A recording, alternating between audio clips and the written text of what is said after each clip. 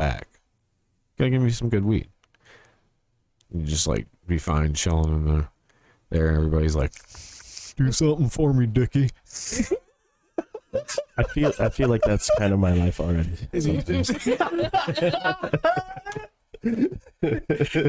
They're like, hey, Hey, Dicky.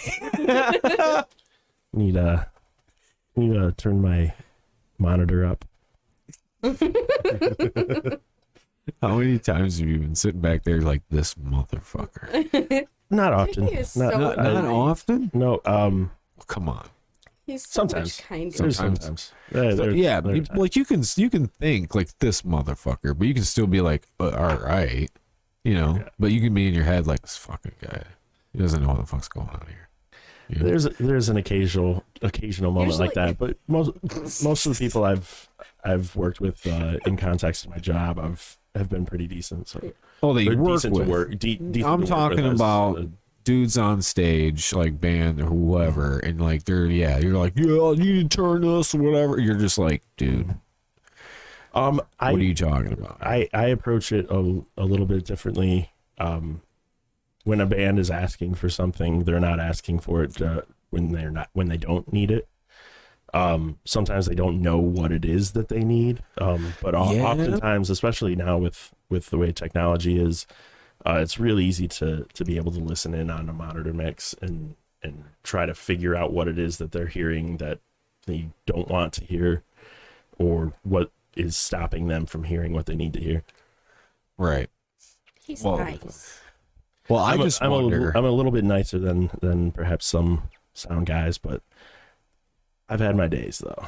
Well, I just wonder because oh yeah, I'm sure. But I was always the person. Whenever I would have like a monitor, back behind, you know, I was playing drums.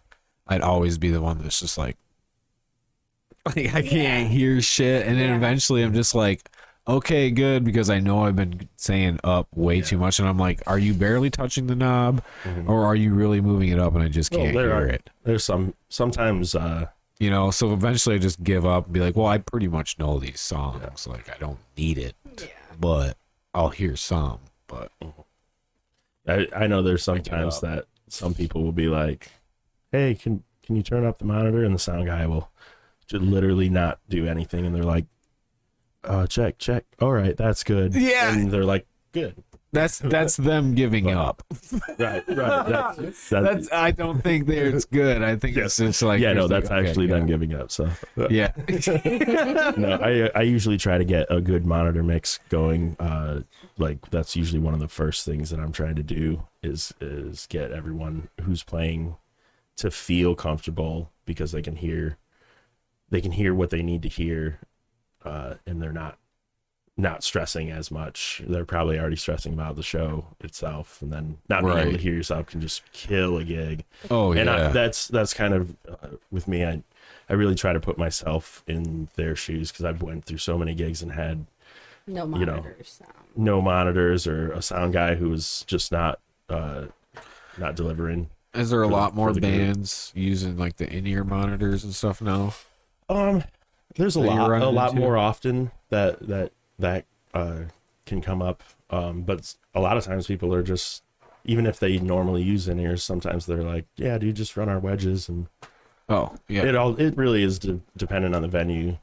Is that harder to set up the in-ears, or is it just simple as just plugging this in? and It all doing depends the on same? it depends on what their setup is and what's required for it, and how much time there is to make that all happen. Oh, because there's a lot of more. As soon as they come in, they're like, "We have in-ears." You're like, "Okay, I need this Okay, much more yeah. time to do shit. A little bit. I'm gonna need A more lot time. of times when people do bring in ears, they have a lot of the things that will make that a little bit easier. Yeah, they're like- gonna have some sort of rig of themselves. Like if you're doing in ears, you should always try to get a channel split, and that will make everything so much better for everybody involved. PSA. And you can just roll in, hand the tails to your sound guy, and be like, "Here's all of our inputs," and you have control of your ears, and anything he does not affect what you hear. So there you go. it's two separate things. You control your own ears, or you get a monitor guy to control your ears. It That's just the makes best. it so much easier and quicker. And every sound guy that you deal with doing that, they're gonna be like, "Dope, I love this band. They're that was ready. They're so prepared. that was exactly kind of what I was trying to do with this here. Was I was trying to make it so my interface was the monitor for what we hear, and then it was separate for what's going into the computer. Yeah. Yes, Same kind of concept. Yeah. Yeah, because so when you're playing live, if you have that channel split, whatever you do on yours is not affecting what's going on out to the audience. Yep. And then You can crank your shit up. If your drummer's deaf, like I was apparently, like I could just crank that shit all the way up, and it's not going to affect what's going on out there. But I can hear it now. Yeah. Yeah. Right Definitely there, dude. definitely makes, Channel split cable. How much of a cable do you think that is? Like $20? I mean, you can get a lot of times. You can get it's a little more than 20. $20, Just a little more. $20 cable. $20. No, it's